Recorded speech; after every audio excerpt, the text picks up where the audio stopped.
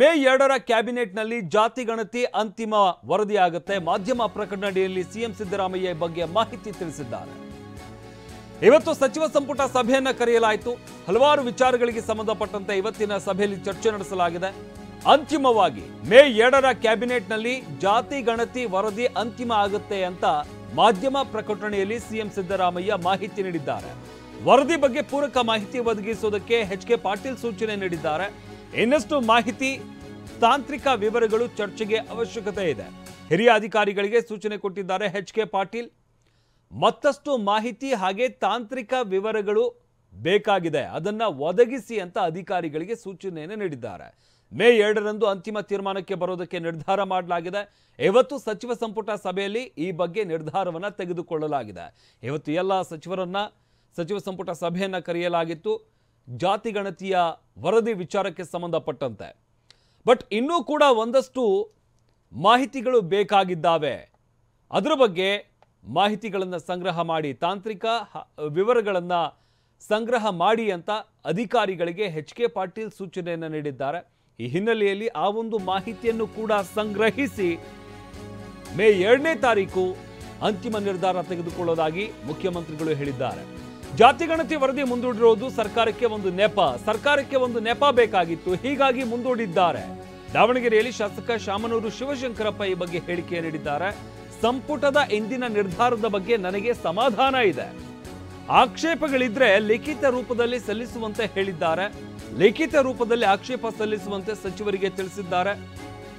ಹಾಗೆ ಶೀಘ್ರದಲ್ಲೇ ವೀರಶೈವ ಮಹಾಸಭಾದ ಸಭೆ ಕರೀತೇವೆ. ಸಭೆಯಲ್ಲಿ ಜಾತಿ ಗಣತಿ ವಿಚಾರದ ಬಗ್ಗೆ ಚರ್ಚೆ ಮಾಡ್ತೇವೆ. ನಂತರ ಸಮುದಾಯದ ಮುಖಂಡರು ಏನು ಹೇಳ್ತಾರೆ ಅದನ್ನ ನೋಡಿಕೊಂಡು ಮುಂದಿನ ನಿರ್ಧಾರ ತೆಗೆದುಕೊಳ್ಳೋದಾಗಿ ದಾವಣಗೆರೆಯಲ್ಲಿ ಶಾಸಕ ಶಾಮನೂರು ಶಿವಶಂಕರಪ್ಪ ಹೇಳಿಕೆ ನೀಡಿದ್ದಾರೆ. ಯಾಕಂದ್ರೆ ಅದು ಮುಂದೂಡಗೊಂಡ ಈಗ ನಿರ್ಧಾರ ಆಗಂಗೆ ಮುಂದೂಡಗೊಂಡ ಆಗತ್ತೆ. ಇವತ್ತಿನ ನಿರ್ಧಾರ ಬಗ್ಗೆ ನಿಮಗೆ ಇದೆ ಸಮಾಧಾನ. ಇವತ್ತಿನ ನಿರ್ಧಾರ ಸಮಾಧಾನ ಐತಿ. ಯಾಕಂದ್ರೆ ಅದು ಮುಂದೂಡಗೊಂಡ ಈಗ ನಿರ್ಧಾರ ಆಗಂಗೆ ಮುಂದೂಡಗೊಂಡ ಆಗತ್ತೆ. ಇವತ್ತಿನ ನಿರ್ಧಾರ ಬಗ್ಗೆ ನಿಮಗೆ ಇದೆ ಸಮಾಧಾನ. ಇವತ್ತಿನ ನಿರ್ಧಾರ ಸಮಾಧಾನ ಐತಿ. ಯಾಕಂದ್ರೆ ಅದು ಮುಂದೂಡಗೊಂಡ ಮುಖ್ಯಮಂತ್ರಿ ಸಿದ್ದರಾಮಯ್ಯಗೆ ಪ್ರಾಮಾಣಿಕ ಕಳಕಳಿ ಇಲ್ಲ. ಇನ್ನು 4 ವರ್ಷ ಕಳೆದರೂ ಅಂತಿಮ ನಿರ್ಣಯ ತೆಗೆದುಕೊಳ್ಳಲ್ಲ. ವಿಜಯಪುರದಲ್ಲಿ ರಾಜ್ಯ ಬಿಜೆಪಿ ಅಧ್ಯಕ್ಷ ವಿಜೇಂದ್ರ ವಾಗ್ದಾಳಿ ನಡೆಸಿದ್ದಾರೆ. ಹಿಂದುಳಿದ ಸಮುದಾಯಗಳಿಗೆ ನ್ಯಾಯ ಕೊಡುವ ಇಚ್ಛಾಶಕ್ತಿ ಸಿದ್ದರಾಮಯ್ಯಗೆ ಇಲ್ಲ. ಸಿದ್ದರಾಮಯ್ಯ ಸಮಾಜಗಳ ನಡುವೆ ಹುಡುಗಾಟಿಕೆ ಆಡ್ತಾ ಇದ್ದಾರೆ. ವಿಜಯಪುರದಲ್ಲಿ ರಾಜ್ಯ ಬಿಜೆಪಿ ಅಧ್ಯಕ್ಷ ವಿಜೇಂದ್ರ ವಾಗ್ದಾಳಿ ನಡೆಸಿದ್ದಾರೆ ಮುಖ್ಯಮಂತ್ರಿಗಳ ವಿರುದ್ಧ. ಈ ಜಾತಿ ಗಣತಿ ವಿಚಾರಕ್ಕೆ ಸಂಬಂಧಪಟ್ಟಂತೆ ಮುಖ್ಯಮಂತ್ರಿಗಳು ಹುಡುಗಾಟಿಕೆ ಆಡ್ತಾ ಇದ್ದಾರೆ ಅಂತ ವಾಗ್ದಾಳಿ ನಡೆಸಿದ್ದಾರೆ. ಜಾತಿ ಜನಗಣತಿ ಬಗ್ಗೆ ಇನ್ನೂ ಕೂಡ ಅದ್ರ ಬಗ್ಗೆ ಕ್ಯಾಬಿನೆಟ್ ಪ್ರಾರಂಭ ಆಗಿಲ್ಲ ಅಂತ ಹೇಳಿದ್ರೆ, ನಾನು ಏನು ಹೇಳಿದೆ, 4 ಗಂಟೆಗೆಲ್ಲ ಇನ್ನೂ 4 ವರ್ಷ ಆದರೂ ಕೂಡ ಇವರು ಅದನ್ನು ತಗೊಳ್ಳೋದಿಲ್ಲ ಯಾವುದೇ ಕಾರಣಕ್ಕೂ ಅಂತೇಳಿ. ಯಾಕೆ ಅಂತ ಹೇಳಿದ್ರೆ, ನಾನು ಅವತ್ತಿಂದನೊಂದು ಕೂಡ ಫ್ರಮ್ ದ ಡೇ 1 ನಾನು ಹೇಳ್ತಾ ಇದ್ದೇನೆ, ರಾಜ್ಯದ ಮುಖ್ಯಮಂತ್ರಿಗಳಿಗೆ ಸಿದ್ದರಾಮಯ್ಯನವರಿಗೆ ಜಾತಿ ಜನಗಣತಿ ವಿಚಾರದಲ್ಲಿ ಪ್ರಾಮಾಣಿಕವಾದಂಥ ಕಳಕಳಿ ಇಲ್ಲ.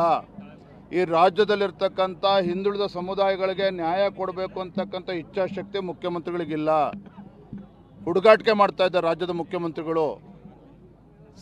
ಸಮಾಜಗಳ ಮಧ್ಯೆ ಬೆಂಕಿ ಹತ್ತಕ್ಕಂಥ ಕೆಲಸ ಮಾಡ್ತಾ ಇದ್ದಾರೆ. ಇದನ್ನು ಅವತ್ತಿನೊಂದು ಕೂಡ ಹೇಳ್ತಾ ಇದ್ದೇನೆ.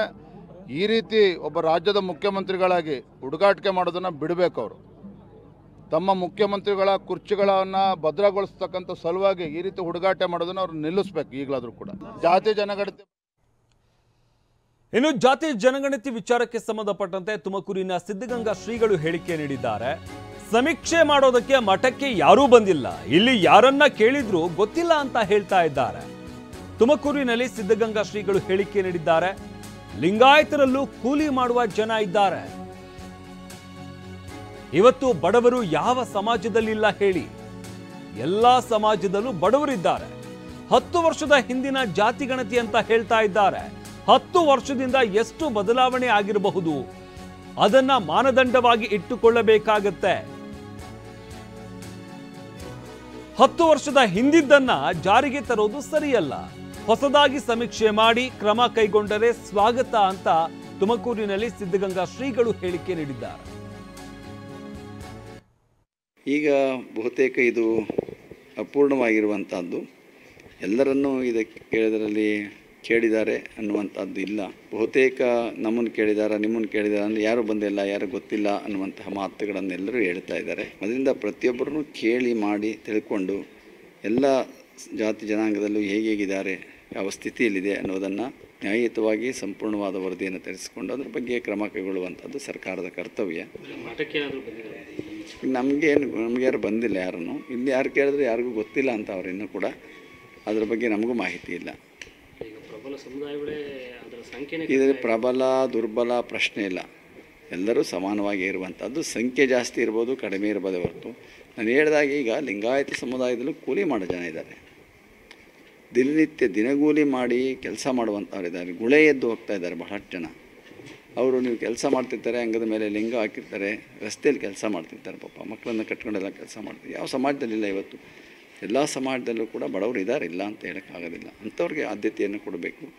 ಜಾತಿವಾರಕ್ಕಿಂತಲೂ ಕೂಡ ಆರ್ಥಿಕವಾದಂತಹ ಹಿನ್ನೆಲೆಯನ್ನು ಇಟ್ಕೊಂಡು ಅವರನ್ನು ಮುಂದೆ ತರುವಂಥ ಪ್ರಯತ್ನ ಮಾಡಬೇಕು. ಅದೇ ನಮಗೆ ಗೊತ್ತಿಲ್ಲ, ಇದು 10 ವರ್ಷದ್ದು ಅಂತ ನೀವೆಲ್ಲ ಹೇಳ್ತಾ ಇದ್ದೀರಿ. 10 ವರ್ಷದಾದರೆ 10 ವರ್ಷದಿಂದ ಎಷ್ಟು ಬದಲಾವಣೆ ಆಗಿರ್ಬೋದು ಅದನ್ನು ಮಾನದಂಡವಾಗಿ ಇಟ್ಕೊಳ್ಬೇಕಾಗುತ್ತೆ. ಅದರಿಂದ 10 ವರ್ಷದ್ದು ಯಾವುದೇ ಕಾರಣದಿಂದ ಜಾರಿ ತರೋದಕ್ಕೆ ಅದು ಉಚಿತವಾದದ್ದಲ್ಲ. ಹೊಸದಾಗಿ ಸಮೀಕ್ಷೆ ಮಾಡಿ ಅದರ ಬಗ್ಗೆ ಕ್ರಮ ಕೈಗೊಂಡ್ರೆ